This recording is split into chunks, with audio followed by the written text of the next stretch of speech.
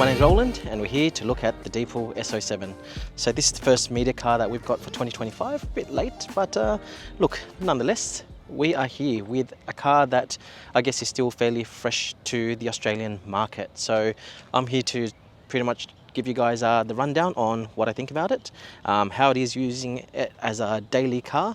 If you've got any questions as I go through the video, drop the comments below and I'll happily answer them. But without further ado, let me take you guys for a walkthrough around the car. And actually, before we do that, let's actually have a look at the keys. So let me flip the camera around. Okay, so hopefully you could see that. This is essentially the key. So you've got 4 buttons over there, lock, unlock, you've got a horn and then push twice to open the boot. If you actually push this car twice, it's in the settings. You can actually, it's got a locator mode actually. So if you push this, it obviously honks to tell you where it is. But if you actually lock the car twice, it also does the same as well. So locked once, and if I push it again, it also does that. There you go. So yeah, but general buttons over here, lock, unlock, boot, and also the find me button. On the back you see the Deepal logo along with yeah, funky design for the key. The downside of this key is that obviously there's nowhere to, I guess, hook on anything. So if you guys like hooking this onto a keychain or something, forget about that. But the design is really cool, and for the car enthusiasts out there, this actually reminds me of a key. Now I know it's a totally different class and everything, and it's not the same car and whatnot, but the Koenigsegg keys actually are quite similar to this. So I'm going to put this key over here and I'll do an overlay in the right hand side of the other keys as well. But either way, one thing that I thought was pretty funky actually is if you unlock the car, it actually does have, I guess, a little lighting sequence that it does. So I'll hold it over here and let me actually hit unlock so I catch it on camera. So here we go, 3, 2, 1.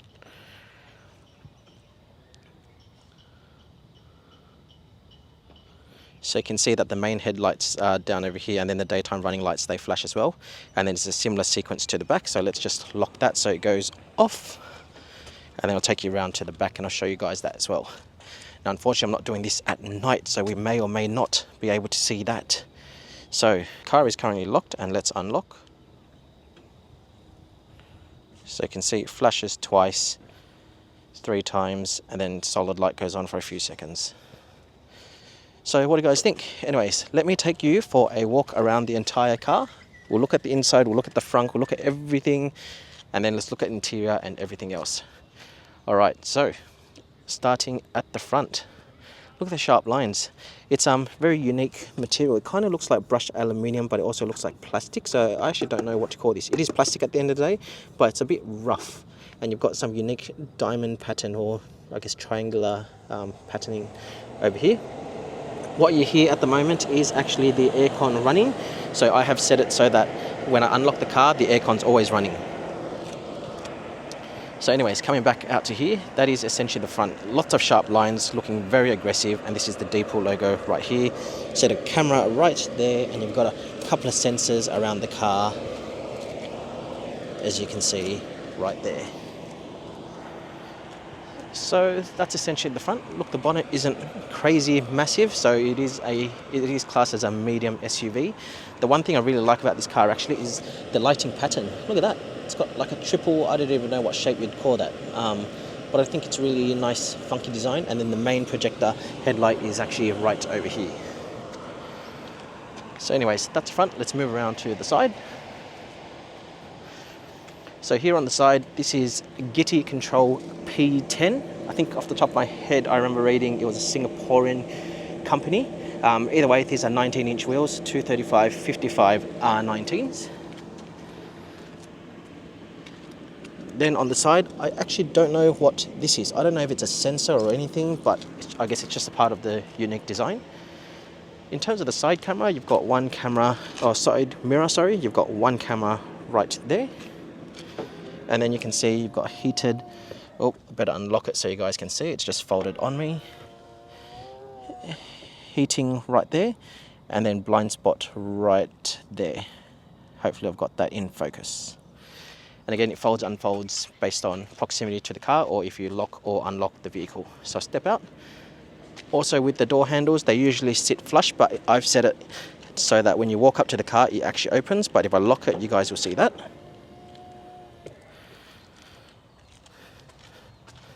So there you go, that's all locked up. You can see that it's totally flush in terms of the handles. So let's walk up, and there you go, you'll see that it's opened up there. And again, key right there, and you just open it just like that, and you close it. If you guys heard that, I'll tell you more about that in a moment. It's a bit odd, but yeah. Anyways, more of that unique patterning over here. Then this is the back, also 235 55 R19. And then on the back quarter panel, you'll see illuminate the future. So let me do another quick view from this side.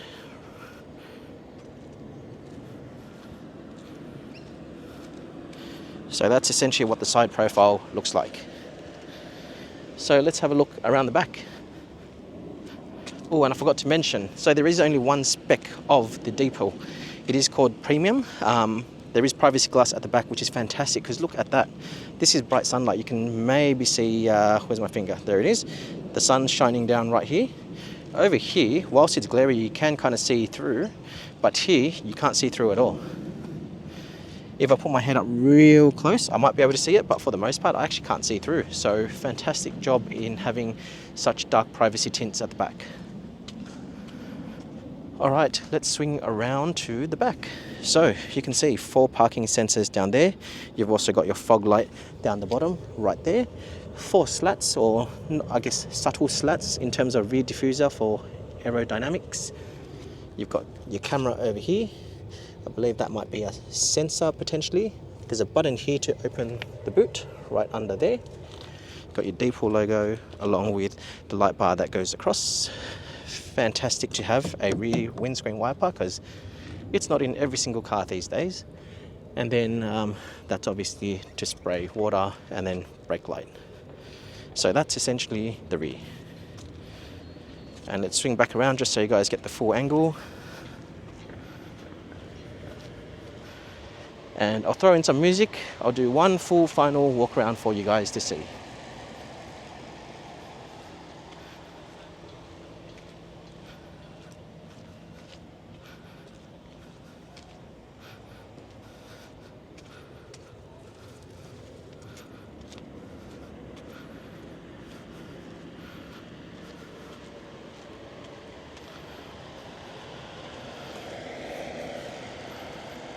So I've just shown you guys pretty much all around the car. Let's look at the inside, but before we do that, I actually want to show you guys what happens every single time you lock and you unlock the car for the first time and you go in. All right, so let's lock the car. Let me unlock, and hopefully this will capture all of it on sound.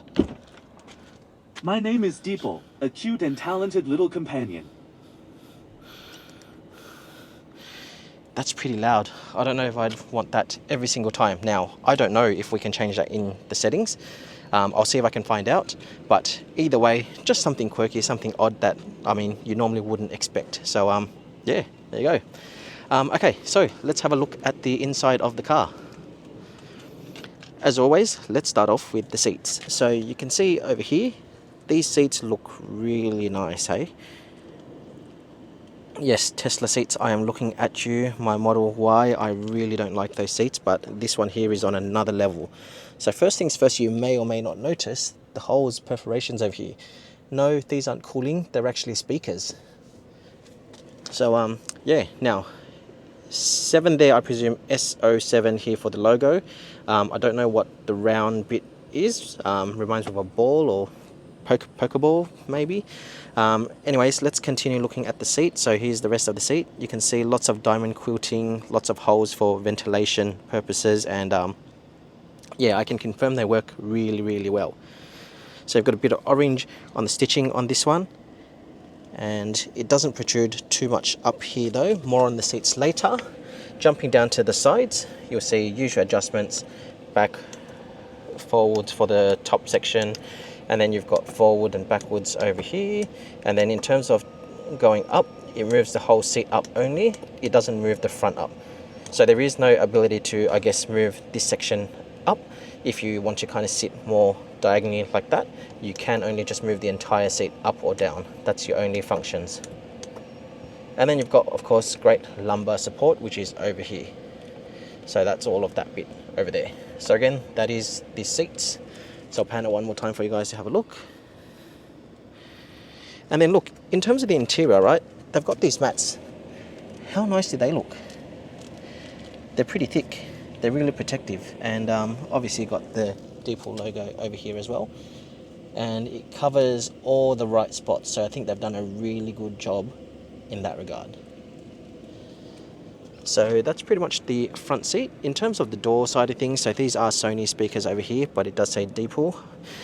In terms of the logo over here, this feels like plastic, but it does look like a wood grain trim, so it most likely isn't wood. Happy to be corrected, but it feels like plastic. Lock button here, so there is no manual latch. However, you do have a safety latch over here right down the bottom, so all you need to do is push that, and then it's that button you pull. Well, not that button, sorry, that string here that you pull, and that should just manually open the door for you. So put that in. That's easy to access as well, so it's just below over here. You've got bottle storage over here. We'll cover the rest inside in a moment, and then we'll also cover the window. There's a quirky thing about the window as well that I'll show you in a moment. The other fantastic thing actually is hopefully the camera can focus here. Let's see, let's try again. Let me put my hand here. Hopefully that's focused.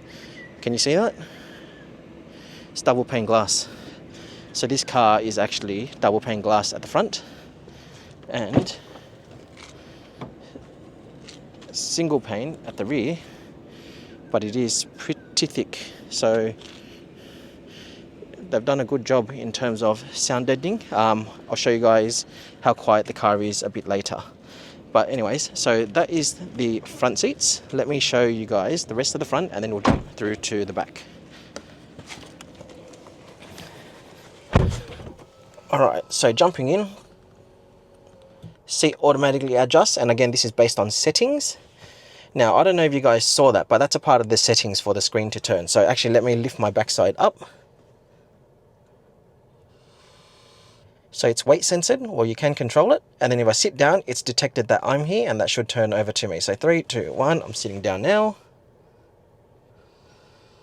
It's pretty cool, hey? Alright, so what else are we looking at over here in the front?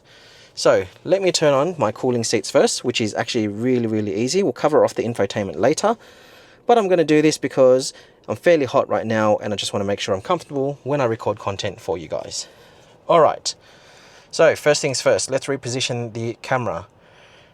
Now I've got the wide angle lens attachment on, so hopefully really easy for you guys to see. So let's pan from the right to the left. So right side you'll see the mirror. Here's the steering wheel, zoomed out view or super zoomed out view. We'll cover off the buttons in a moment. There is also a heads up display. I'm not too sure if you could see that. Let me just hold the camera closer. Hopefully you could see that on screen. Basically it's showing park, it's got the cruise control speed, no seatbelt, it's got the car in terms of lane keeping assist, and it's also got the park brake on. I'll try to take a photo and I'll do an overlay just in case you can't pick it up on camera. Anyways, again, starting from the right, we'll move to the left so you guys can see what the car looks like, and essentially at eye level what you will see. So that's just me panning around.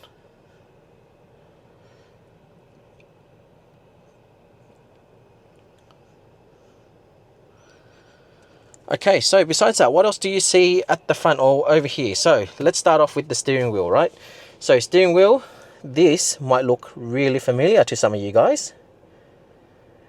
Let me, I'll keep talking, I'll leave it on this over here, but let me show you 2 other pictures or videos. I'll do an overlay to show you guys what I'm talking about.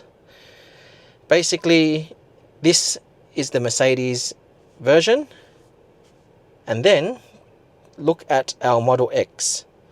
It's pretty much all exactly the same. So whether or not it's from Mercedes or not, or from another company, they are all using the same design. So how about that? Alright, jumping out. So the rest of the steering wheel rack. This is obviously for attention keeping purposes. You've got your indicator over here along with windscreen wiper settings and also flashing for high beams. Forgot to say also your cruise control is all controlled over here as well, similar to a Tesla, and I think a lot of vehicles these days, where you pull down once and then you pull for keeping on the speed, and you pull down twice for more of the autopilot auto steering section. All right, jumping back out. Horn, you already know what it sounds like. This is the volume, and then the tracks for the next one. This, I believe, should be switching menus or something. I haven't been able to work that one out. This one here is voice command, so for Deepal. Deepal has its own voice command, so that's to play with all of those types of settings. 360 camera we'll cover off in a short moment. Then the rest of these are to do with cruise control settings and favorites. You've got 2 favorite buttons that you could link to a whole lot of stuff, which I'll show you in a moment. All right, so let's start with the cameras since we're already on that topic. So if you push that button here, look at that. Now, excuse the dirty screen, but the long story short is it's got a pretty big view across all of it for here. You do have a wide angle by default. If you tick that off, you can see the difference over here. So it does help by a little bit. And where I think it helps a little bit is actually when you do wide angle, probably what's really close to your car down here is quite helpful. It's also great that you see that the 360 camera is permanently on over here. Then you can also switch cameras from the left to the right, back, and this one is the top-down view, which shows you both sides. So if I turn the steering wheel, look at that, you can see that, so you're not gutter rashing your wheels. So that is pretty good. And then there is actually in the settings, you can set this so that it's transparent or not, so it actually sees underneath the car as well. Now, there's no cameras beneath the car, I believe. It's potentially, now I don't know, don't quote me on that, but I would think it's probably because the front of the car has taken images and it's projected what it thinks is underneath the car based on you driving forward, as an example. And then you can also turn off the parking sensors if for whatever reasons that does make you go crazy and you really don't want it, then you can do that. And then you've got 3D mode where you can actually spin the whole thing around, and it actually shows you roughly which camera you're using or what area of the car you're looking at. So I think that's actually pretty helpful. The one thing that it doesn't do actually is when you are in this mode, if I turn the steering wheel, which I'm doing now, you can see that it turns here, but it doesn't turn here. So it's not a 100% accurate representation. So I would say do not trust it 100%. Make sure you look outside, don't just rely on the cameras, and cameras should be just an icing on the cake is probably the best way I'd like to explain it. But anyways, that is the camera. And also it only works up to a certain speed. I think it's roughly 30 kilometers an hour or something like that. You definitely can't turn it on when you're on the highway or anything like that. So even if you wanted to see what car is behind you, you're unable to do that when you are going at the higher speeds. All right, what else do we have in the front? So you've got a speaker over there, then coming down. So you've got actually aircon vents all hidden. So they've done really well in terms of making sure it doesn't look like there's a specific vent for the most part. So you'll see that the lines across here actually is your air vent. So they've blended that in fairly well. And then this one's actually here, below here, not further up higher. So yeah, I think it's pretty good. You have that big one there. And then moving down here, you also do have your wireless phone charging. Now it's only one pad over here. This one is just storage, I guess, for another phone, but it isn't charging. Over here with phone charging, you actually do have a little vent over here to keep your phone cool. So whenever you charge your phone, it is going to stay cool, which is fantastic because it usually heats up quite a fair bit when you are going to be charging your phone. The odd thing for some unknown reason is whenever I put it on charge, it does seem to pull open Apple Pay, and so it thinks I'm trying to pay something or other. I'm not, I'm just trying to charge the phone, but either way, some odd quirk. Okay, moving on. 2 cup holders. They are, I guess, your normal size bottles. It is fairly deep, I've noticed, so unfortunately for me, big water bottles or anyone with those emotional water support bottles, you can forget about it. You are probably going to need the attachments that you can buy to create the big cup holder so that yours actually sits up here. But unfortunately, from a standard side of things, you cannot fit your emotional water bottle. All right, then you've got split section over here. Push that, it's quiet. It is fairly large, fairly deep, as you can see there. It doesn't go too far in. It does go in a little bit, as you can see where my hand's gone. So from here, it slides into like that, and then goes further down. Can you fit a tissue box in there, full-size tissue box? I think you could fit two to three potentially in here. That's how deep it is, to give you guys reference. Looks like there might be a fan in here too to keep things cool, which is fantastic. And then, other than that, this button over here, there is no button from here to control the glove box. You literally just push the button and it comes out over here. Alright, let's jump to up here. So, you've got your normal mirror over here. You've got a cabin camera over here, which we'll talk through a bit later. These two are light panels. Actually, if you just touch it, they're touch sensitive. It just goes on, which is great. SOS. These two buttons are my favorite, which I'll show you in a moment. So let me turn the camera around. So as you guys can see, there is a whole blind up here, a big blind. It's not split into two partitions or two sections or anything. So you can actually push that once, or hold it down actually. And then look at that.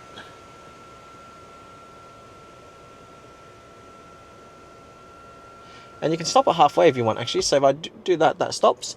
And then if I just hold it a little bit, you can see, hold it down, that's it. You can do a little bit by little bit. So you can actually adjust it to whatever you want, which is really, really good. And it's built in, which I love, because for our Model Y, we do have it, or we do have an aftermarket one, and we've just kind of kept it on. And it is actually, so this bit here is obviously a whole thick metal bar or rod. You can actually see it, you can't see through, so it's a total blackout shade. So yeah, I think that is an amazingly well done feature to have included in this car, Deepal. It's one of my favorites for sure. I know it doesn't sound like much, but honestly, in the summer heat, you get burnt in this car, so I love it. Now, another quirky thing whilst we're here on the front seat is actually the windows. So what about the windows, you may ask? Look, normally, let me ask you guys here, would you normally, for the windows to go down, would you pull down or towards this way, or would you go that way? Because normally I would do this, which is pull that way, and you'll see that the front does nothing. However, if I actually push forward, look at that. So they've actually inverted the windows. Now this is the first time I've seen this in any car. So Deepal, what were you guys thinking, and is this something you guys could potentially fix through a software update, because it doesn't sound logical in my head. Anyways, to get it out of the car, as I said, push this button and there you go. So that is everything with the front. Alright, so that basically covers everything to do with the front of the car. Let's have a look at the back. Boot, frunk. Let's go. Alright, so this is essentially the rear. So let's start from the side again, side of the door. So basically you've got your speaker, grab handle, window, unlock, and then you've got the same thing here in the back seat as well to unlock the car if you ever have an emergency, right there. So put that there, fantastic. Cup holder as well, or bottle holder, and then here is the inside. So I might move this back up just so I can show you guys the entire thing first. So here it is. So no speakers over there, but a very lovely interior, as you guys can see. It really does look very nice.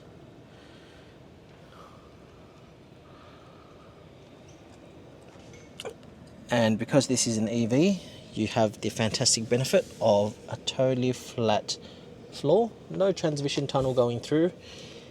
There is no V2L inside here from what I could see, but let's get in and I'll show you guys what else is around. Alright, so this is the inside, guys. So what do you get on the inside? You've got LED light, you've got grab handle. I've already covered everything on this side of the door. There is no pull-up blind over here, unfortunately, but you do have privacy glass, so you can actually see the difference between the two. Then from this view, so remember when I got out of the car, the seat actually moved back. So me sitting in the car now, I'm 172 centimeters. I'm pretty comfortable. There's heaps of space. I can put my feet underneath, no issues at all. And yeah, my leg only protrudes up a little bit, but I am very comfortable in here. The seats themselves are good. Let me flip the camera around to show you guys headspace. So I'll put the blind back, of course, so you guys can see. But so if me doing this, I'm not touching the roof yet. If I lean back, I'm touching this bit here. But in terms of seating straight to the top of the glass, I'd say maybe 1.5 to 2 fist worth of distance. And this is how I look.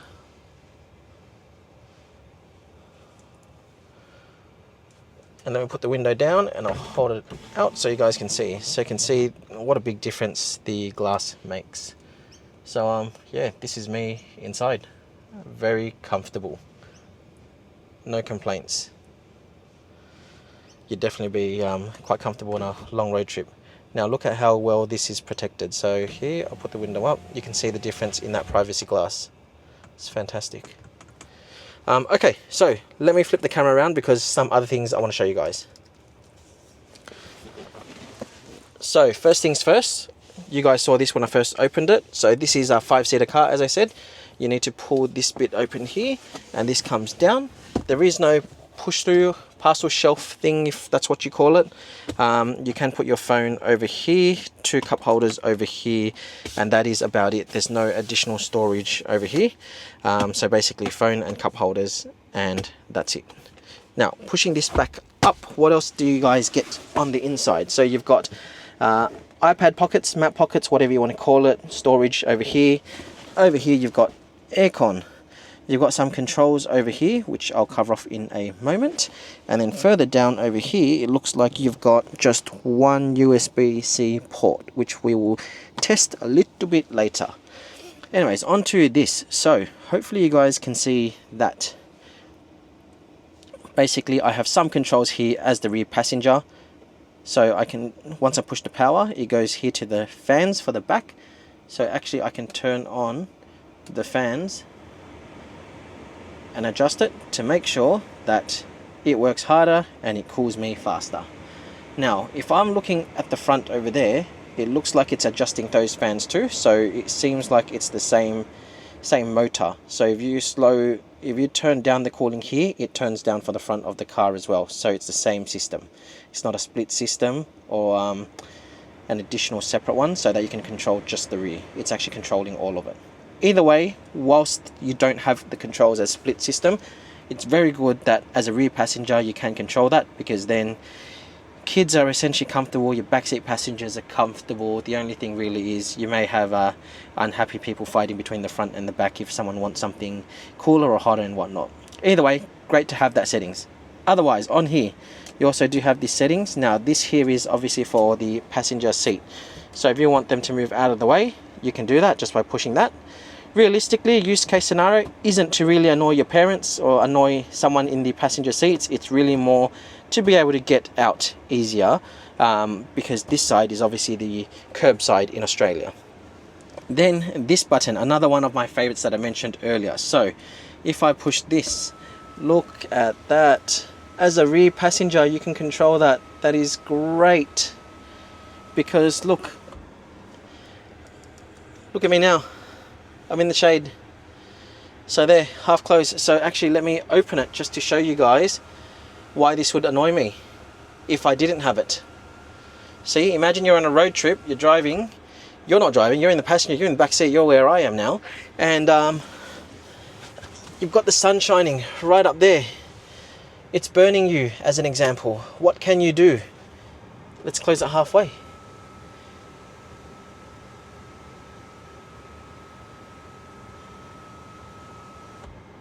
Genius. I'm in the shade. And look, let me flip the camera around. If the front people like it, they've still got it. Every car, honestly, that has a glass roof in Australia needs to have this. We shouldn't have just plain glass. We need to have these automated blinds, because absolutely fantastic, game changer. My personal opinions, Keen to hear what you guys think. I think that's really, it's so overlooked. It's so overlooked. It's such a great addition. But yeah, that's essentially the rear. And now let me show you guys. I'll flip this around. Realistically, this is how much space I have if you're only going to sit 2 people in the back, right? If you're not taking anyone in the middle, like that's how much space I have. There's so much space. Really well done. All right, let's go look at the boot. So the button is down here. You've got a couple of soft, quiet beeps, not too loud. It is electric, which is fantastic. You don't have to go reaching for it. So you've got your cargo blind cover. Now, guess a quick call out is this is actually fully manual. It is not automated in any way. It doesn't follow the hatch going up. So you've got to manually pull it and put it in. Now, how big is the boot? So I'll move that in. I've got a Bunnings umbrella here. You can't fit a Bunnings umbrella straight in like that. You'll see that it kind of goes over, and it's not to say that the shape changes and it fits somewhere else on a different angle. You actually can't fit a Bunnings umbrella like that, so it'd have to go sideways. If you do sideways, it definitely fits there. So hopefully that gives you guys context to how wide and how deep it actually is. Now on the sides, you've essentially got 2 speakers. You've got a lot of tie down points over there and over here as well. And you've also got a hook for groceries. Now again, Deepal, this is the Deepal mat, so it's great. What's underneath, I actually haven't looked yet, so let's have a look. Have a look with me. So tire sealant, tow hook, warning triangle, and tire pump. So it's great to see that you've got a built-in, or not built-in, an included tire pump as a part of that.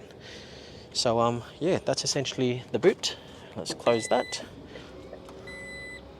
So again, when you close it, you hear a couple of beeps.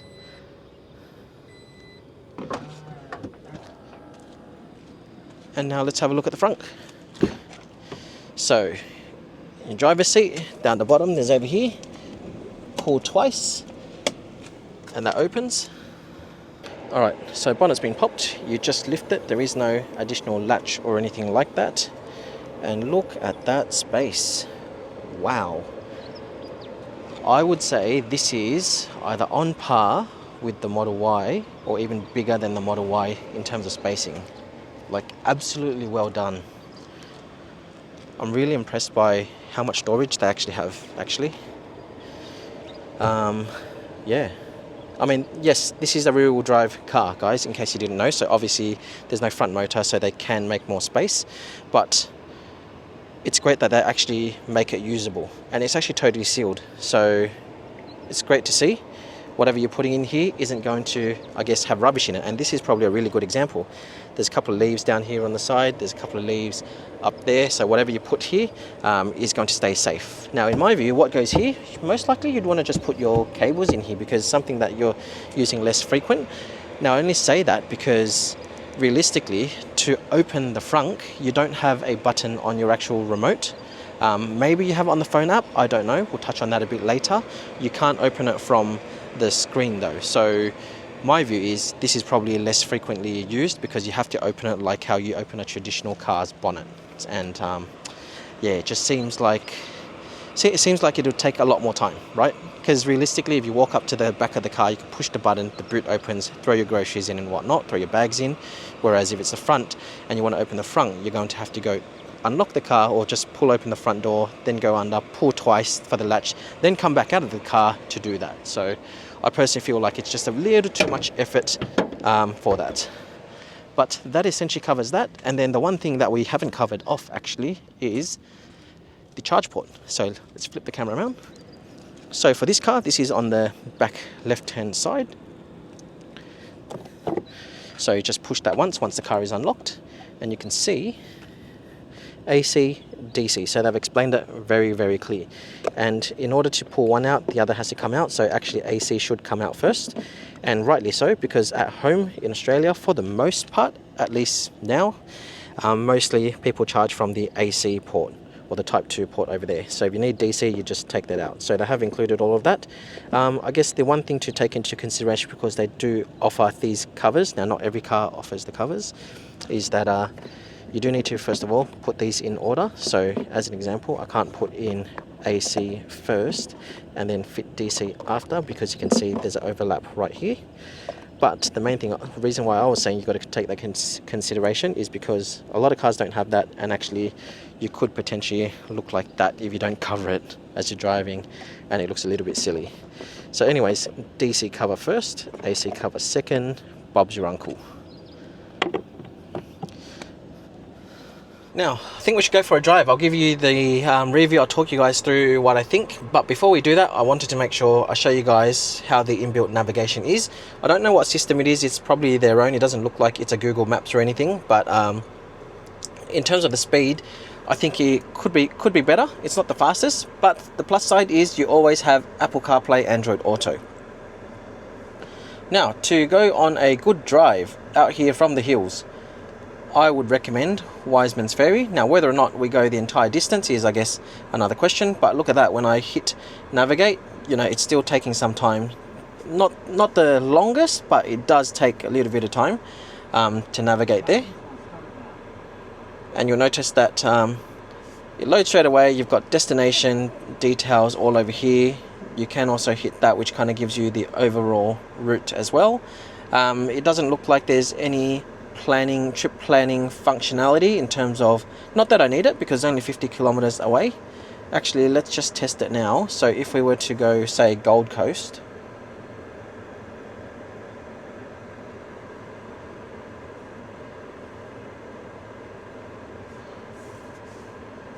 and we'll let that load and plan out the trip. So it looks like it's just telling you go for a straight drive. So it doesn't tell you where you're going to run out of charge and where you could potentially charge. It looks like whenever you feel like you do need to.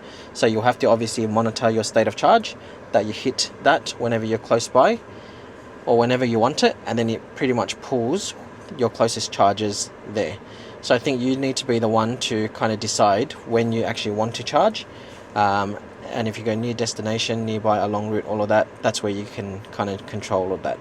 So it's a little bit more of a manual thing where they rely on you as the driver to pay attention to your state of charge. But at least they do have somewhat of a navigation map capability to help you navigate through to the charges, whether it's along the route, nearby, or near your destination. So halfway there, I guess. Alright, as I said, let's go for a drive. I'll mount the cameras and I'll talk you guys through how it all feels. Alright guys, let's go for a drive. So, car is currently at 81%.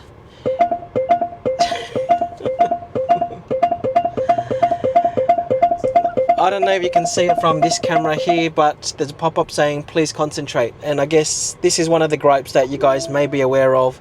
That feedback has gone back to Deepal, and you know, we do have confirmation that it is being addressed in an upcoming software update. In terms of how good it is, I don't know yet, but it is being addressed, which is fantastic. Back onto the 81%, so I'm just swiping up on the screen, coming back to the right. So at 81%, it's saying I could do another 385 kilometers.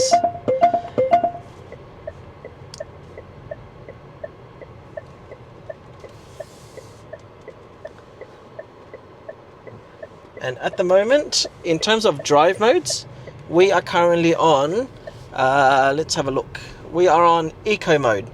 Now, if I step my foot down, honestly, like, the car doesn't really go far. It's very smooth for day-to-day driving for you non-car enthusiasts. It is also very floaty in eco mode, but in terms of the regen, it works pretty well. It doesn't hold as fast, like it doesn't bring you to a stop as hard as a Tesla. But it does pull you in. Now, if you can still hear that, that is the lane keeping going off. I am definitely in my lane, if you guys can see in the video, but it's actually beeping, and so I can see in the heads-up display, it's flashing on the left side. So I don't know if it's saying that I'm too close to the left side, or am I leaving too far from the left side, but I don't understand, because like, it's beeping now again, and I am definitely sure that I'm not crossing that line. Anyways, that was just kind of what I wanted to make sure you guys get to see firsthand as well, going for a drive, which is also why the reason of people wanting to set shortcuts to kind of turn off the lane assist and stuff. So you guys can actually set up very easily in your car by swiping from the right to the left, doing shortcuts over here. So you just click on the top right button to kind of adjust whatever it is you want. Now the things that are annoying that you should switch off: distraction warning, lane departure assist, and speeding alert. Once you turn off those three, the car's fantastic. So I'll leave it on for a little bit longer, see how much longer I could take it, but I just want to give you guys the, I guess, view of what it's like to own this car right now before the software update comes. So remember, we're in eco mode. I've planted my foot straight to the floor. There is not a whole lot of feedback. It is very floaty in eco. But, you know, once you're past, I think once the car gets moving, I think the power kind of doesn't matter. Like, it's pretty good. Now, lane keeping assist was beeping again, so I think I've only been driving for a few minutes and I feel like I'm over it. Like, it's beeping again. It's on the left side, and the steering wheel actually shakes as well.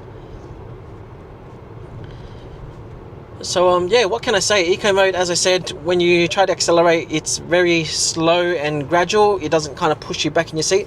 Now remember, this car, there is only one variant. They're calling it the premium, but basically there is only one version, and it is 160 kilowatts with 320 newton meters of torque, so not a whole lot of power. Torque is quite decent, 320 for, I guess, an day-to-day car. I think it's enough. As a car enthusiast, is that enough? No, I'd want at least 2 times more for that. But remember, this is not a performance car. This car is going to be reviewed, I guess, as an everyday car to see how it is.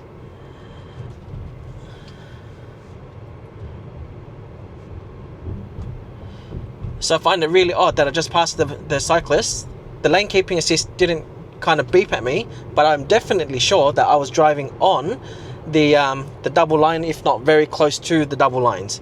So I think they definitely do need to do some form of tweaking to the software there. So really looking forward to what you guys are going to do, Deepal, but at this point in time, these are the nuances, and this is what the people have called out to say you guys need to change it. So they've taken the feedback on board and it's coming soon. So I think that's about it that I want to cover off from the all these beeping side of things. I think I want to turn this off so I can kind of talk to you guys about the rest of it. So distraction warning, see you later, lane departure, see you later, speeding alert, see you later. See? Fantastic. Now at the same time, let me also close this the rest of this shade, so I've got maximum cooling within the car. Eco mode, I think we're kind of comfortable with. Let's switch to the next drive mode. So you can go through all the settings and everything, but this car has already been set up so that you could just swipe up from the bottom, and it's right here. You can go to comfort, and then you can also switch to sport. So in terms of eco to comfort, you can feel that there's a change in the feel of the accelerator pedal. It is a little bit more responsive, and what I mean by that is when you plant your foot down, you'll feel that there definitely is more torque that kind of gets applied to the car. It doesn't feel like there's much from the steering dynamics side of things, so that kind of feels like there's no change there. And the braking side of things kind of feels the same as well. It feels very light, borderline, almost non-existent from a regen side of things. And remember, you can also go into custom mode to kind of reset all of this as well. But at this point in time, these are just the modes that we're kind of exploring. So I'll drive a little bit more in terms of comfort. You'll also see, I think it was maybe 15 kilometers per hour, that when you're indicating that the camera over here kind of pops up. I'll show you guys a bit more of that on as a overlay video in terms of what the cameras look like, or do a little section on that later. So driving in, this is in normal mode. Look, I'm already at the speed limit, but it still feels fairly floaty.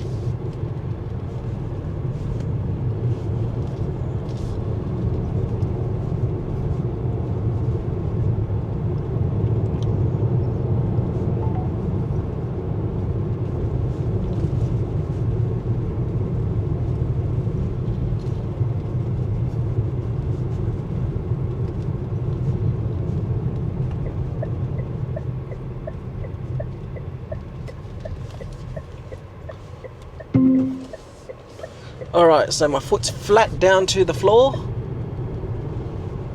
Sorry, I can't help with that. You can learn more about logging your health data with Siri at apple.com. What? I'm guessing that was my phone playing up and not the car.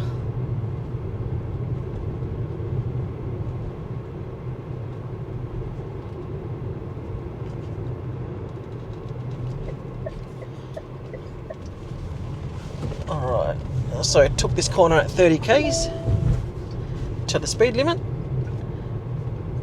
Look, it holds okay. I don't think I expected too much, still more on the floaty side as I said. Let's actually switch it up. Let's go sports mode, see what difference. Okay, so actually switching between sports mode and comfort mode, I feel like the turning does get a lot more sharper all of a sudden actually. So I can confirm that, you know, that works pretty well. So definitely sharper turning, which is great.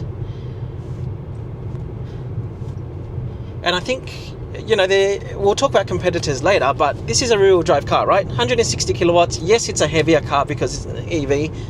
Can you have fun in this? Look, being a rear-wheel drive car, I think yes. Like, it's really sharp, really pointy. As soon as I turn a little bit, you know, yes, the steering is on the lighter side in terms of feeling.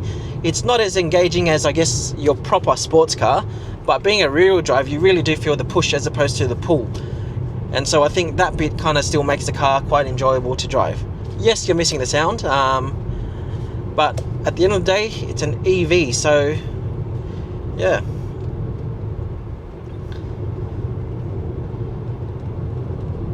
Now what I have noticed, and I'll have to see if there's anywhere in the settings, but I don't think so from my initial look, is there is actually no whine from the electric motors. You know, sometimes for some vehicles, you put your foot down and you hear the electric whine. There's none of that. This car is just absolutely silent. So I think it's definitely on the quieter side even for an EV. So just double checking, yes, I am still in sports mode. Alright, let's plant our foot out. So no wheel spin or anything with 160 kilowatts, but it does turn fairly well. Alright, we're just going to plant our foot and see and make sure we actually don't hear any, I guess, motor electric whining noises. So I've turned the aircon way down and let's go. 3, 2, 1. Not really. It's pretty much non-existent. So yeah, not the fastest obviously for the reasons that we've spoken about, but it does get going. I feel like once this car gets going, like from say 20-30 kilometers, you'd have no issues. It just feels like it picks up to the speed limit pretty well. So on a really smooth road right now, you can hear silence. It's very well insulated.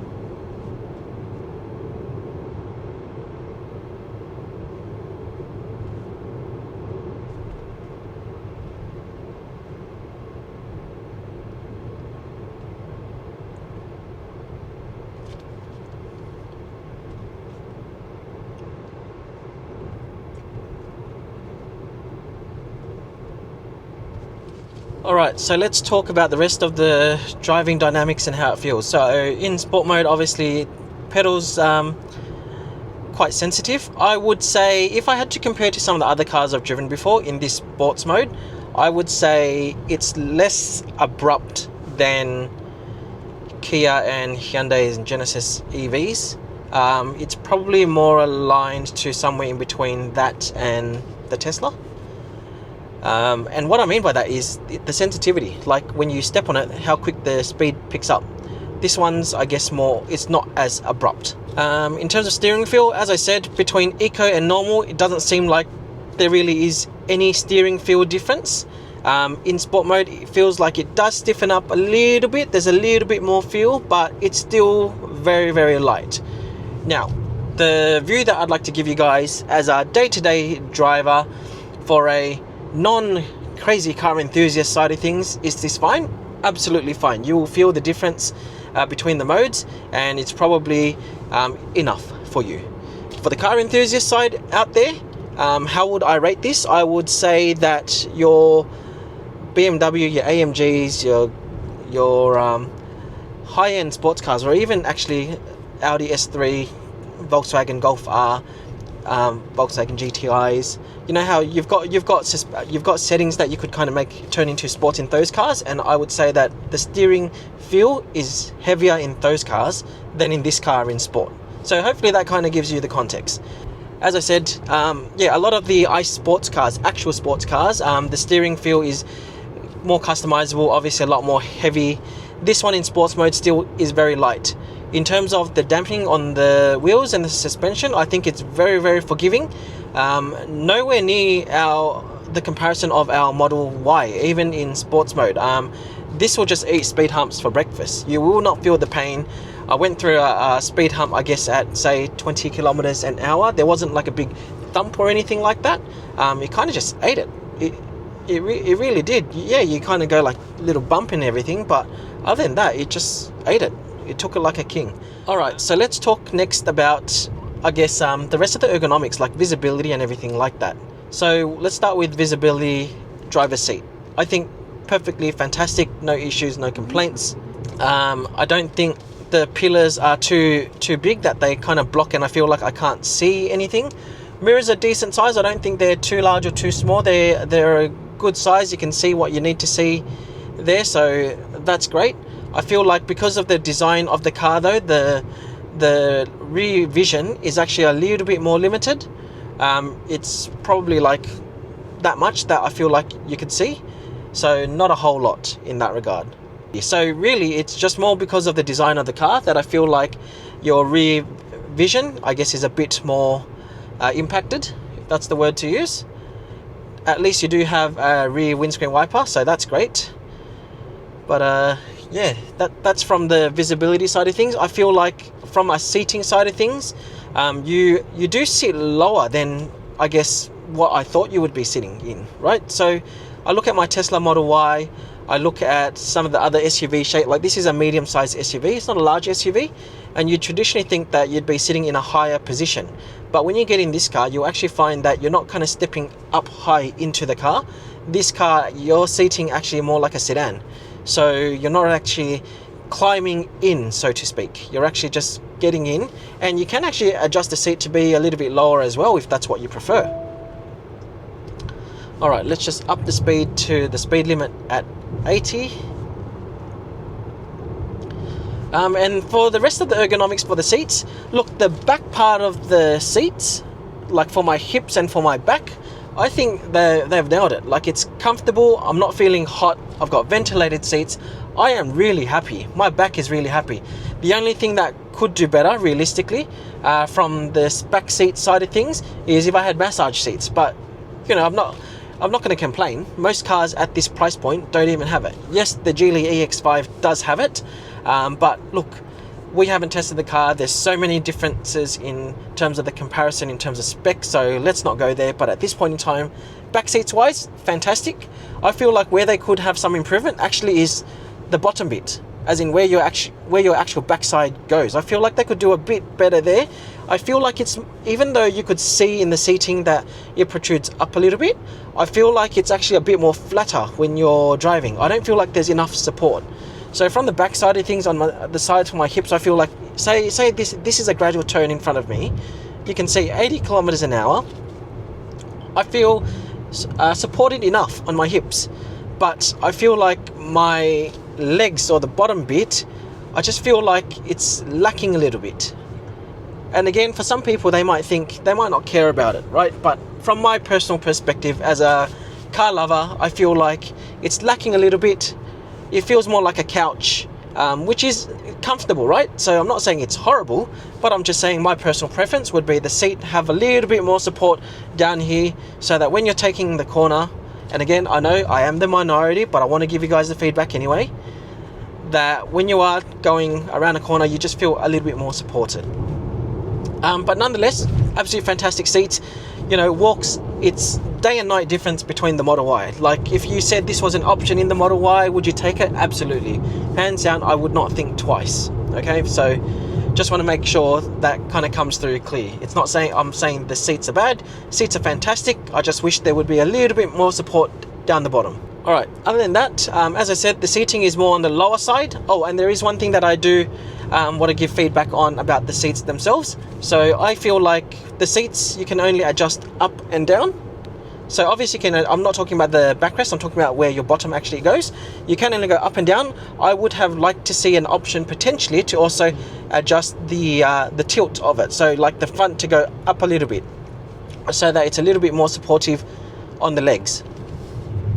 And the seat is actually not as deep as some other cars. I think from memory, the Kia EV6 is probably the best. And also on top of the tilt side of things, I think the other thing I would have liked to see in terms of feedback, and like I said, it's not that it's uncomfortable, but to ensure you have the perfect seating and the perfect support for below my knees, I feel like this chair is actually a little short. And I'm not a tall person, I'm 172, so I say that's probably more average, you know, if not maybe even under average. But even then, there's no support beneath my knees, so they're kind of hanging out, which is why I was originally saying that I would have preferred a seat that you could tilt forwards like that, so that it kind of pushes underneath my knees, and then if it was a little longer, that'd be perfect. Either way, it's still a very, very comfortable car, and as I said earlier on, this absolutely walks all over my Model Y in terms of the seating and everything. The other thing I want to say, and I want to have a quick chat about, is the heads-up display. So I can see range, I can see the speed I'm going, I can see the lane in which I'm in, I can see cruise control, I can see steering. In relation to that, there's also two settings. You've got your normal default mode, which is white, and then you've also got snow mode. When you hit snow mode, it actually turns all the colors blue, or most of the colors blue. Key reason for that obviously is when you're in snow, it's white, the default color is white, you're not going to see anything. And so it's great to see that they've got a heads-up display, because like a Tesla, the screen actually by default, the speed is here on the top right of the screen. But having the heads-up display means I actually haven't even really been looking here at the screen. So looking there is perfect. So, you know, traditional cars where you've got, I guess, the tacho and the speedo and the temperature and all of that stuff here in front of you, to not have that and to have that instead, I just feel like I'm not missing it. So the main thing really is, if you've got that heads-up display, you kind of don't need that here. That does the job, that keeps your eyes on the roads for longer. Fantastic. And you can adjust it up and down as well. It's also got AR, heads-up display, which is augmented reality, meaning if you use the navigation, the stock navigation that comes with the Deepal software, it does kind of use arrows to kind of project the direction that you need to head on there without needing to look here. The downside to that is, of course, you don't get things like using Waze or Google Maps, the intuitive features to reroute based on traffic speed and all of that, I think.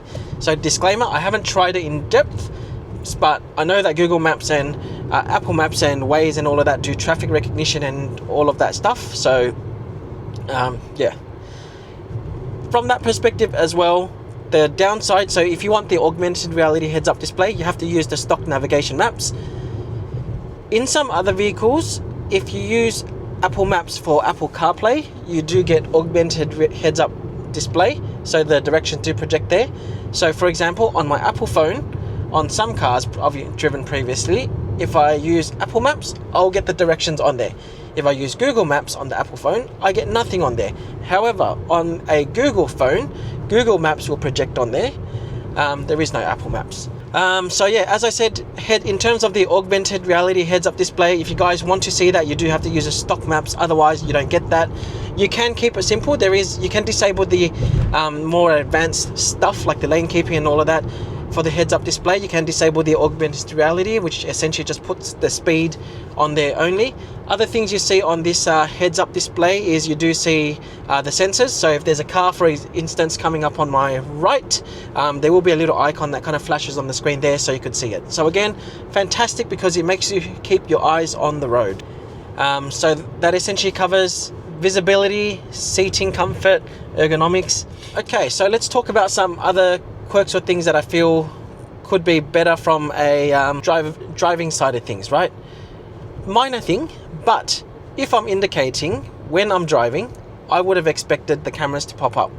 It does do that, but only at slower speeds. So that's probably one piece of feedback that I'd hope Deepal is able to fix one day. So, you know, for instance, if I'm turning at, even realistically, I'm not going to take the turn at 70 k's an hour, but if I am indicating in, say, my Tesla, for instance, the cameras come up so I can kind of see what's behind me. In this instance, if I actually indicate left as an example, nothing happens, it just indicates up here, and yeah, I would have liked to see the camera. The other question, I guess, is, you know, if I push the 360 button here on the steering wheel, says the vehicle is going too fast, unable to access 360 panorama. So look, I'm not going to want to look everywhere, and yes, I understand it's a distraction, but I don't know, I just feel like sometimes there are instances where you'd want to just look around you. That might be a personal opinion. Maybe there are laws for that I may not be aware of, but that's just my question. Why do we have to put a speed limit on this camera? Why can't we just look behind us at any point in time? A lot of other cars allow us to do that, so yeah. And just remember, guys, if you have any questions on this car at all, please feel free, drop it in the comment box below. I'd be more than happy to answer whatever it is you guys have as questions. Alright, so let's just talk through some stats of what we have just done. So we've travelled a distance of 49.6 k's, an hour 3 minutes, driving consumption 14.1 kilometers per 100 kilometers. It's not too bad. I think that was pretty good. It's actually quite efficient, so no complaints there. So I don't know about you guys, but since owning an EV, I feel like school pickups have, I guess, become more comfortable and more okay. Now, depending on, obviously, school pickups or whatever you guys need to do. For me personally, sometimes I do, I guess, bring a laptop out, whether it's my MacBook or anything else. And sometimes you just want to charge at faster speeds to make sure that you can keep up doing whatever you need to do without being inconvenienced, right? So I want to test out how quick these USB-C charge ports are. So I've plugged into, there's one port at the back and there's one port at the front over here. So I've got an app called Coconut Battery. Hopefully you guys can see that. So I'm about to plug this in. So one end is already USB-C plugged in, and let's see how quick we can charge. So it looks like the back is 20 watts USB-C. What does that mean? That means charging laptops extremely slow, not heaps fast at all. You'd want minimum 30 watts, decent 60 watts, even better 100 watts. So yeah, 20 watts power adapter, that's it there, and let's plug into the front one and have a look. So here's the cable, and it's just down over there.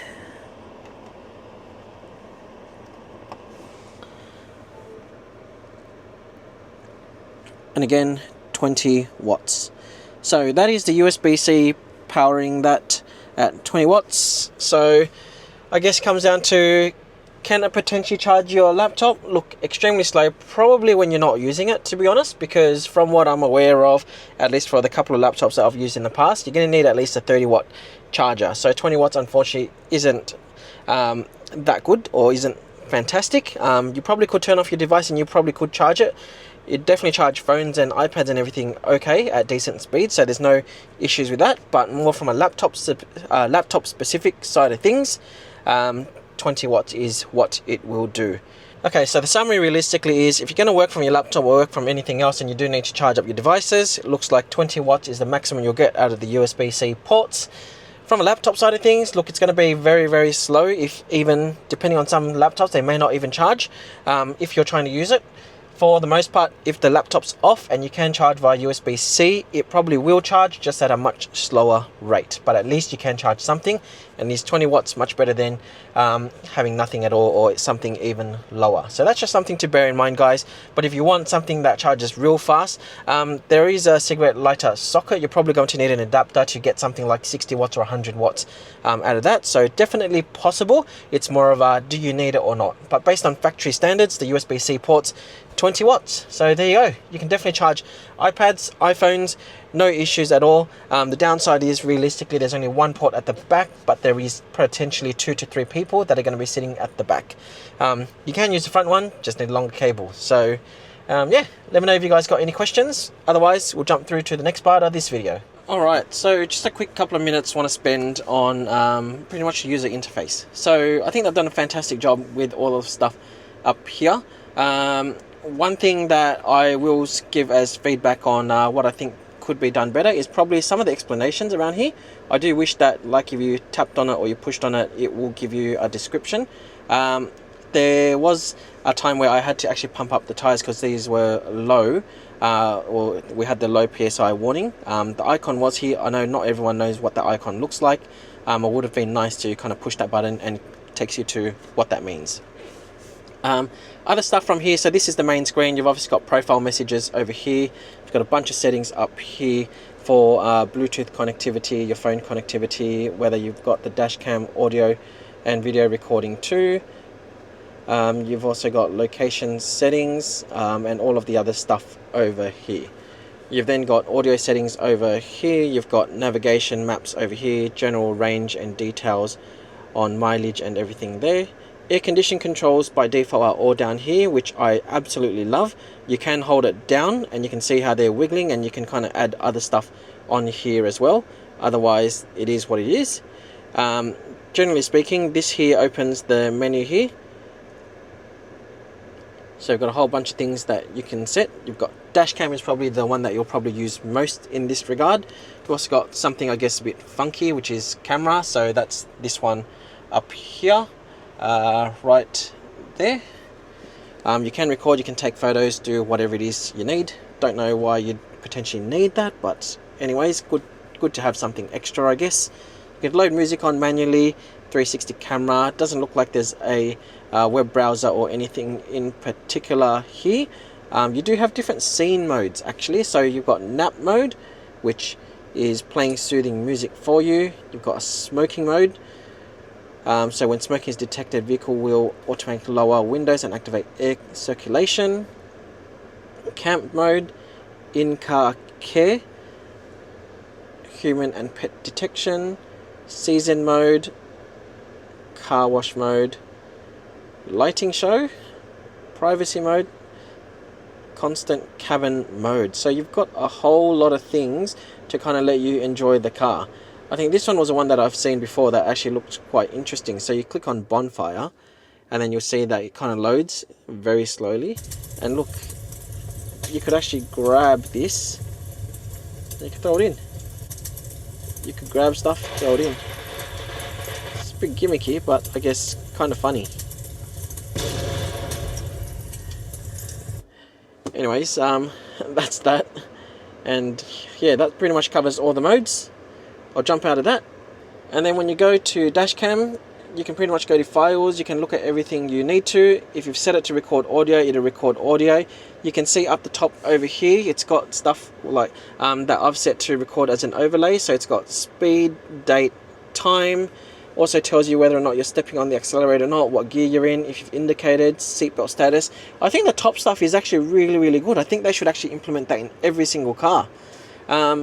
It doesn't look like you can kind of go down into one specific camera, so I think it's actually all together. You can also actually push that button, which exports it to the USB drive that you have down here. So that's always great. The downside is you can only do 5 at a time. So it may take you a very long time to kind of export all of these.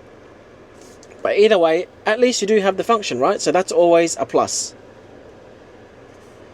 So that's the dash cam. Otherwise, you've got a whole lot of settings in the car. So I might just quickly take you through all of the settings. So general light settings, and again pause it here if you guys want to have a look in more detail. You've got ambient light settings, auxiliary light settings. Then in control section, I think general controls on the wiper. Look, sunshade you could even control from here, so you can open and close it. And you push it again to stop.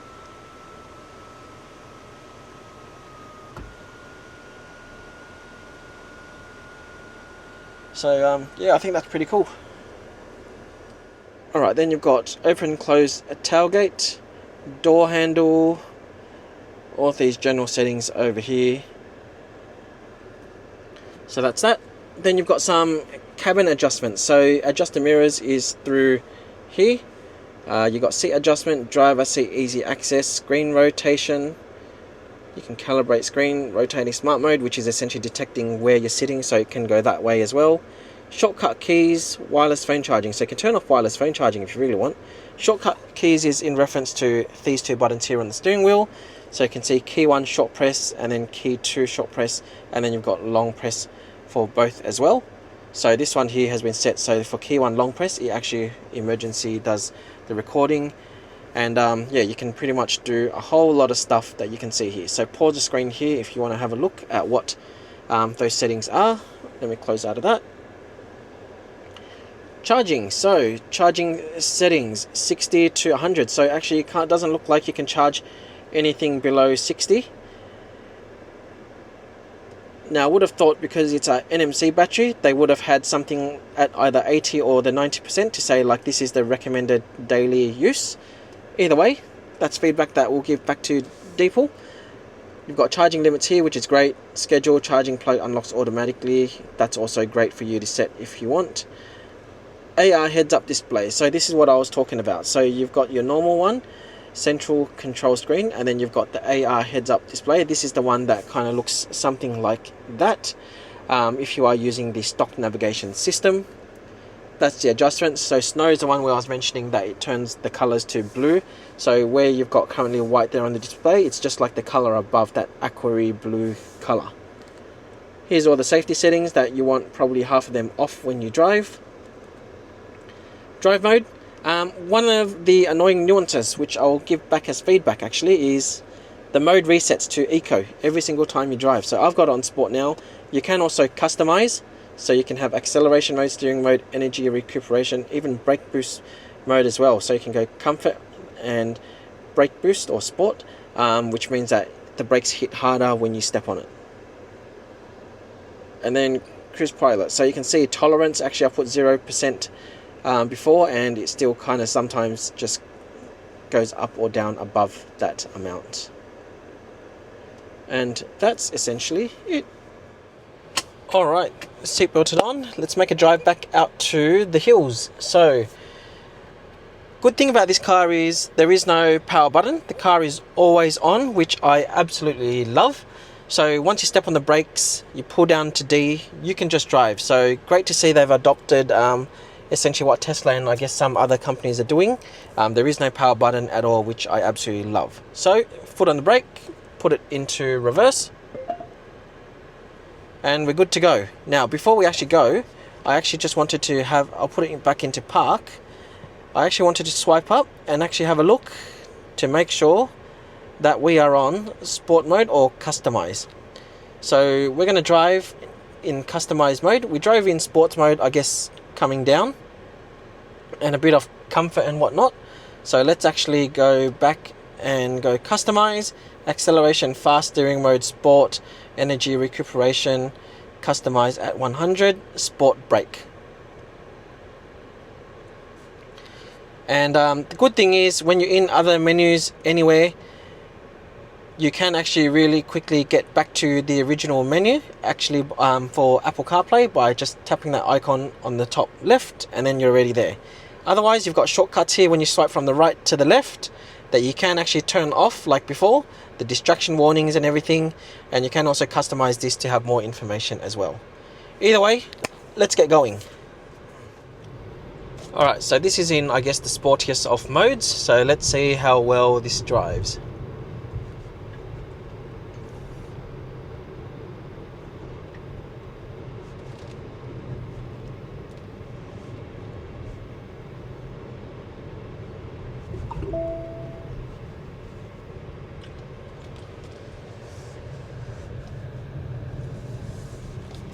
So since it's on sports mode, I guess steering feel is still fairly weak. Car is obviously not the quickest, but it does pick up speed fairly well. 160 kilowatts, 320 Newton meters of torque. This is a sharp U-turn, so let's see how well this handles in terms of the turning circle. Very good. So my foot was fully flat down, and yeah, it's very gradual. That's probably the best way to explain it, right? It's not a car that kind of pushes you into the back of your seat. Very, very gradual and very smooth. All right, guys, look at this screen. Energy flow. It looks pretty cool, right? Whenever you're driving, energy going out, energy coming back in for recuperation. There you go. Cool display.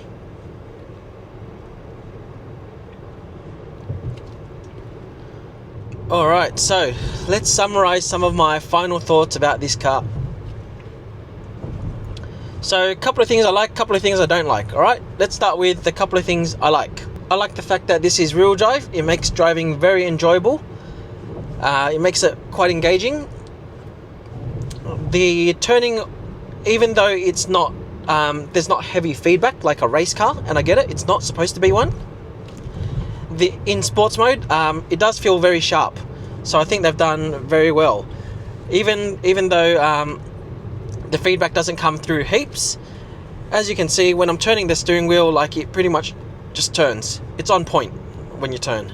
Another thing I like actually is the fact that you've got speakers that also are incorporated into the headrests. So when you're actually talking on the phone, it makes it really, really clear. Crystal clear in your ears because it's right there. So I think that's a pretty amazing addition. I also love the fact that there's a sunshade above me and that it's so easy to open and close. You could do it here, you could do it at the back, you could do it on screen. It's all customizable, which is fantastic. The other thing I like about this car is the way the screen's got everything displayed. Originally I had my doubts about it. I felt like it was too messy, but actually after driving this car for a little while, it kind of makes sense. What do I mean by that? So originally I thought that there was too many options. Like, I thought over here you've got the menu option, then here you've got car setting options. Why can't you just do both? And then over here, you know, you've got another one that takes you to some home screen. But I think after using all of it for a while, you know, there are things that you want to push the buttons every now and again. It's sort of like shortcuts. I feel like it just works, and I especially love the fact that I could go back to CarPlay just by pushing that button there. I think they've done that really well.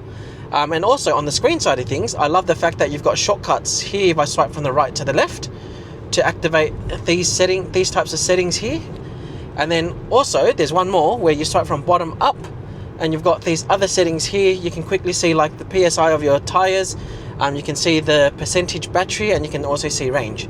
So you may not always see the specific range in terms of a number, because usually you've got the percentage here, but it's great to see that you can actually access that by just swiping up really, really quickly. And also on the other topic of the screen, on what I really like is the fact that you've always got aircon controls here. It's great. It's almost like having just buttons permanently there, and you can always control that fairly easily. And on that note, that kind of leads me to the last thing that I really like about this car, and I think the aircon and the seat ventilation, I think they work really well. You know, this might sound like a first world problem or something that's not as important to you guys, but you know, if you've had a Tesla Model Y, which is the most popular selling car in the world, or has been previously, the aircon system in that isn't amazing. Like, I've found it really difficult to position the aircon right at my face. Now, mind you, I'm not a Tesla hater, and I'm not going to turn this into politics or anything. It's just a car that I own, and I still struggle to this day, after 3 years, to face the aircon to let it blast in my face. Whereas actually on this car, if you actually touch this button here in the middle, which is the aircon, you can actually control all of it just by moving all of it here, and you can actually feel it. That's the thing. Even though you can do the similar thing in the Tesla, I just haven't been able to find that sweet spot. Maybe it's just me, I don't know, but I've had the car for 3 years and I still can't make that happen. So that's that. So that's the things I love about this car. Now, on to the things that I think could be an opportunity for Deepal. Alright, so the first one is, of course, the voice command. So let me show you why. So I'm going to tell it to turn down the fan, right? The fan speed. Hey Deepal, turn down I'm the fan here. speed? The wind speed has been turned down. Why does it need to take away my screen from Waze or GPS or anything like that to then, you know, execute on the action and then to come back to this screen? You know, when you're navigating to a destination, there are times where you kind of want that instant change. Maybe keep it at the top. So my feedback to Deepal would be, from a software side of things, if you go, hey Deepal, turn down the fan, I'd like it to just do it up here and then get confirmation. I don't want it to take over my screen, because if I had to turn off, I would have missed that GPS turn, right? So I'll test it one more time to show you guys. Hey Deepal, turn down the fan. Hello. The wind speed has been turned down. See? So that's what I mean. The next thing is probably feedback just on the seats. I feel like, you know, I'm in a 90 zone now. We're doing decent speeds, like I'm having lots of fun in this as a rear drive car, but I just feel like the bottom of the seats, it could do with a little bit more support. I feel like because the suspension is good and it kind of absorbs everything on the road, you don't feel as much on the road, but at the same time it feels a little bit more wavy. And again, so that one comes down to a personal preference. So I don't think that's everyone's going to benefit from this potentially, but it's my feedback to say that this would make it a really, really good car. Then I think this one's been mentioned a lot, and I totally agree with this one too. Now, it's not a deal breaker, but the DC charging speeds. So AC charging speeds, you've got 11 kilowatts, which is fantastic. That's pretty much kind of standard these days on three-phase. But the DC charging at 92 kilowatts, you know, when you look at the price point with competitors, there are competitors that can do it at 150 or even, you know, 200, if not more. So I think there's an opportunity there to somehow get more potentially in that regard. And the other one thing that I kind of found odd, it's not necessarily something I don't like, but I just found odd that in the settings, there's a alarm tone function. It allows you to actually make it soft, medium or loud. But when you turn that down, it's not actually for alarms. Like, that actually impacts the indicator as well. I would have thought that, because originally when I got the car, when I picked it up, it was actually on low. And I actually did wonder to myself, why is the indicator so soft, to the point where I almost couldn't hear the indicator. So I thought that was really weird. So guys, that was basically the couple of things that I like and don't like about the car. So my question to you is, if you've seen this car, keen to hear from you. Do you guys agree? Do you disagree? What do you guys like and not like about this car, or think that they have opportunities? For me personally, it's just those couple of points. Overall, I guess the question that I'd like to say or put out there in terms of my thoughts is, are these all deal breakers? In my personal situation where I'm at the moment, I would say it's probably a deal breaker for me personally in my situation in terms of the DC charging, because if I was to go on a road trip, I would want something that charges fast, especially taking into consideration if I'm traveling at night or anything like that. So I would have liked that to be a bit faster. Other than that, I don't think any of the others realistically were deal breakers. Everything else, it's a fantastic car. They've got the pricing at a really good price point with regards to other competitors, and so yeah, I hope to see more of these cars on the road, especially when the E07 comes. Now, the next bit I want to talk about is competitors. So obviously we've got the Geely EX5. That's one that's definitely a lot cheaper in terms of price point. I can't comment in terms of build because I haven't had the chance to sit in it for a long time and to, I guess, go for a spirited drive like now. But Geely EX5 is definitely a competitor, so it definitely wins on price compared to this car. It is a front wheel drive though compared to this car, so I don't know how the driving dynamics will feel.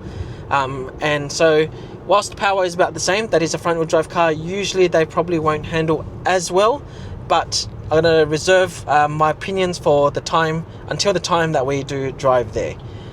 So this car, probably at this point in time, my initial thoughts is this might be driving better because it's rear drive, might be more fun. So anyways, Geely EX5, you've got the BYD Sea Lion 7, which off the top of my head is similar price to this for at least the premium spec. but that one does charge faster, DC 150 kilowatts. You've also got the Xpeng G6, which is similar price to this one in terms of the entry level. That one does charge even faster though, but where that one definitely falls over is the lack of front space. This car by far has the most front space that I've seen. I genuinely think it's got more than the Model Y, and Model Y is actually really big. It's definitely smaller than the Model X in terms of front storage, but that's acceptable, right? Because the Model X at the end of the day is a 7-seater car, so different target market. But I think this definitely wins in terms of space comparing to the Xpeng G6. Pricing is fairly similar. I'm yet to be able to take a G6 on a spirited drive like this, so hopefully one day in the future. But pricing wise, they're about the same. What else do we have? So we have the EX5, we've got the Sea Lion 7, we've got the Xpeng G6. Of course, we're going to have to have the entry-level Model Y when that comes. There's no longer the launch series here in Australia for the entry level, so we can't really compare the long range because they're not in the same price point, so I'm not going to compare that. And Leap Motor C10 is probably more of the cheaper side compared to this.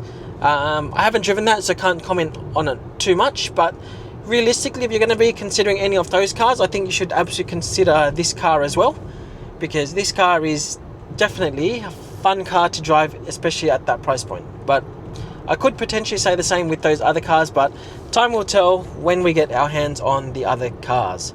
Now, since we're done with the competitors and all of that, we've spoken about pricing as well. One of the other things that we didn't really mention so far is that Deepal does have an app that you can control the vehicle and use it as a key and everything like that as well. Unfortunately, I'm not able to do that as a part of this test review because you actually need, I'm presuming, head office, or you need Deepal to register your email against the vehicle itself to then get full access to the app and whatnot. But we've only got this car for a week, so we didn't get the opportunity to do that. But I do have the app as well. It's also fantastic so far because Deepal, whilst they're being such a new brand, they have already taken feedback from the earlier reviews from everyone, and they've actually already started to update their software. So as I said, there is whilst it's annoying to have the original sounds and all of those warning sounds and all of that stuff, they've already acknowledged it, and they said that they're fixing it, so it's coming soon, guys, so don't worry about that. That's probably the least of your concerns. Make sure it's a car that you enjoy driving, because that's coming soon. And the next thing I want to talk about is service costs. They've also recently revamped their service costs structure, so I don't recall it off the top of my head as I'm driving now. So what I will actually show you guys is what it originally was. I'll put it at the top of the screen, and then I'll do the total for what that was, and also the service intervals. And they've also revised it with a different range now. So I think it used to be like 5,000 or 10,000 kilometers. Now I think off the top of my head they've changed it to 20,000 kilometers. Either way, the original one is up above. I'll put the new one down below, and that's essentially your cap price servicing that you can get. There is a disclaimer or a clause on how often or how long you can get that cap price servicing for, so I'll make sure I include that in the overlay as well. But that's essentially servicing and ownership for the vehicle.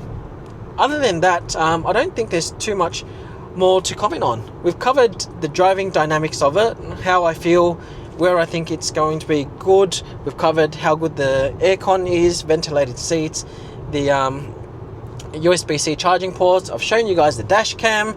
We've gone for a drive in the various modes. The summary of that, again, if you guys haven't seen that part and you've just skipped to this part, is essentially eco and normal mode. Very, very wavy. I can't tell the difference between both in terms of steering feel. Then in sports, a little bit difference in the steering feel, definitely a big difference in terms of pedal feel. And yeah, it's a very forgiving ride. The dampening is very, very good. I don't feel like speed humps hurt me at all. You know, that's probably a really good explanation. You know, sometimes if you drive over a speed hump too hard or a bump, you actually go like thump like that. They've done that very, very well. And then we've spoken about competitors. Pricing for this one, I think, is just about $58,000 drive away, at least in New South Wales anyway. So I'd say the other states are all quite similar. So sub 60,000, you'll get this car, 7 years warranty on the car, 8 years on the battery. And yeah, that's about it. So yeah, that brings us to the end of the video. I really enjoyed driving this car. I don't think there's too much more to cover off. So guys, if there's anything in particular you guys want to know about the car, feel free to drop it in the comment box below. If you guys have had any differing opinions, I totally welcome that. Everyone's valid to their opinions and their experiences. I've documented everything based on my experience driving during this limited time, so it could potentially be different to yours. Either way, I hope that I've given you guys the perspective from a car enthusiast, as a dad, using this car as a daily driver, how that's going. And yeah, a big thanks again to Deepal Australia for letting me drive this car for the entire week. Totally enjoyed every single minute of it. I can't wait till the S05 comes to Australia. Can't wait till the E07 comes to Australia, so I can give the same review or the same drive as we have today to see what's good, what's not. So yeah, that kind of wraps it up. Deepal, I'll be in touch. I'll give you guys the down low, the review to all of this and everything I've said, everything I feel like you could do to improve the car. Whether or not you take it into account is obviously something else, but that's my feedback that I will absolutely provide to you guys. If you guys have stayed and watched the entire thing, thank you so much for your support, for watching all of it. Make sure you subscribe for more content, because we've got another car, another SUV coming up within the next couple of weeks that I hope to get out to you guys. There'll be weekly news content. We've got so much more coming for you guys, so make sure you subscribe for more. Make sure you give this video a like as well. Share it with anyone else you feel like it's going to help, and yeah, we'll see you soon.